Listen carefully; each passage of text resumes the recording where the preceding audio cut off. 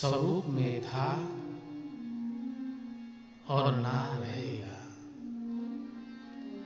परंतु वह परमात्मा जब स्वरूप धारण करना चाहता है तो वो निराकार से साकार हो जाता है, और वही निराकार हमारे अंतःकरण में, हमारे अंदर में आत्मा का स्वरूप लेकर के निवास करता है, जिसको योगियों ने, ऋषियों ने ऊर्जा का नाम दे दिया।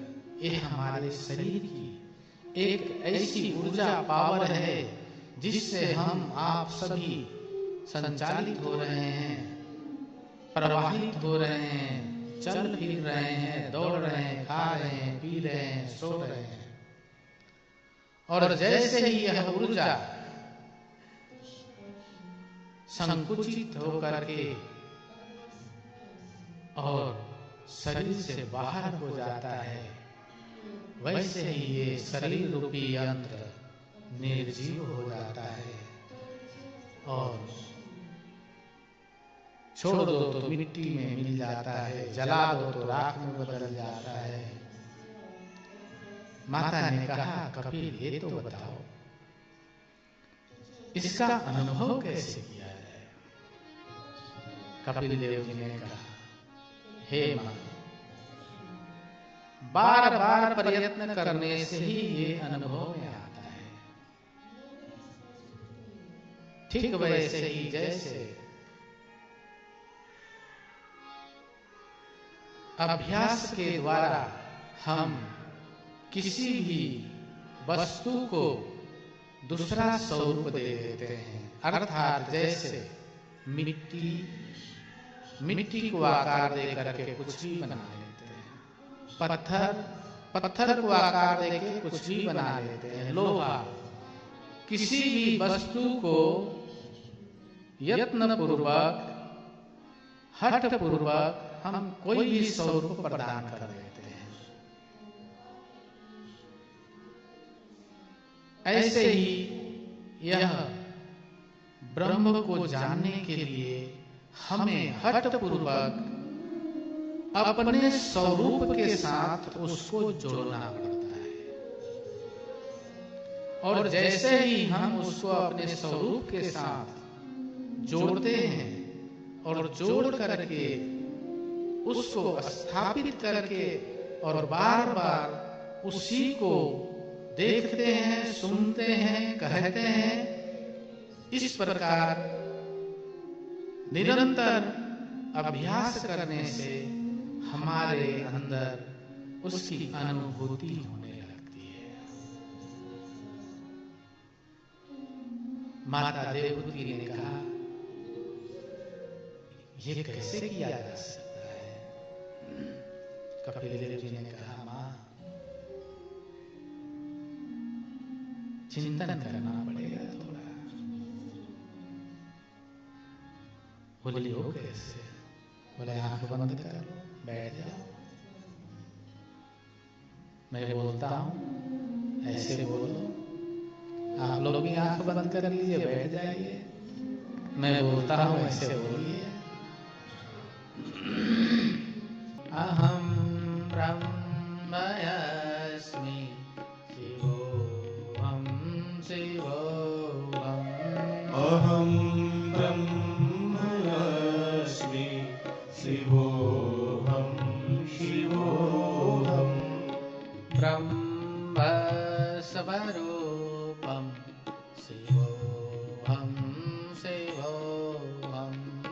ब्रह्म स्वरूपं शिवोऽहं शिवोऽहम्। आनन्दरूपं शिवोऽहं शिवोऽहम्। आनन्दरूपं शिवोऽहं शिवोऽहम्। शिवोऽहं शिवोऽहं शिवोऽहं शिवोऽहम्। शिवोऽहं शिवोऽहं शिवोऽहं शिवोऽहम्।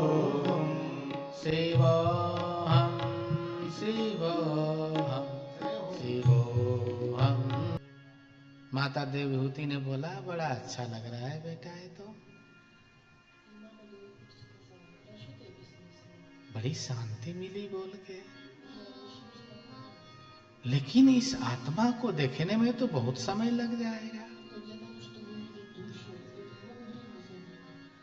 कुछ ऐसा बताओ जिससे और जल्दी हो जाए। श्री राधे। कपिल देव जी मुस्कुराए। क्यों मुस्कुराए? क्योंकि माता जी को स्वाद लग गई। किसकी स्वाद? जानने की, स्वयं को जानने का स्वाद लग गया।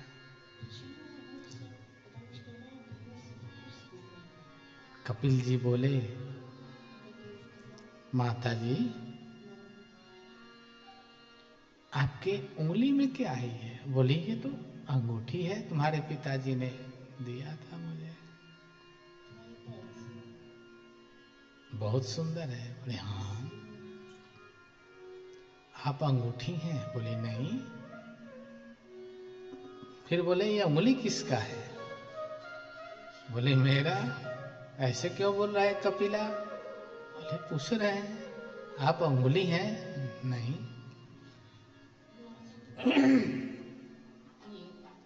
बोले ये हाथ किसका है? बोले अरे मेरा ही है। कपिल जी बोले आप हाथ हैं? बोले नहीं।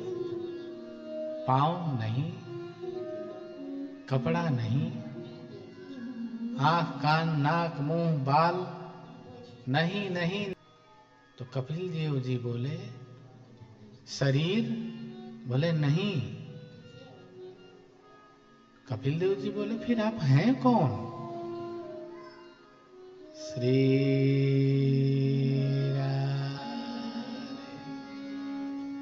माता जी मुस्कुराई और बोली, मैं वही हूं जो तू कह रहा था, अब मैं समझ गई। अज्ञानी लोग भूल जाते हैं यह आत्मा पत्ते में भी है, तने में भी है और मूल में भी है, सब भूल जाते हैं।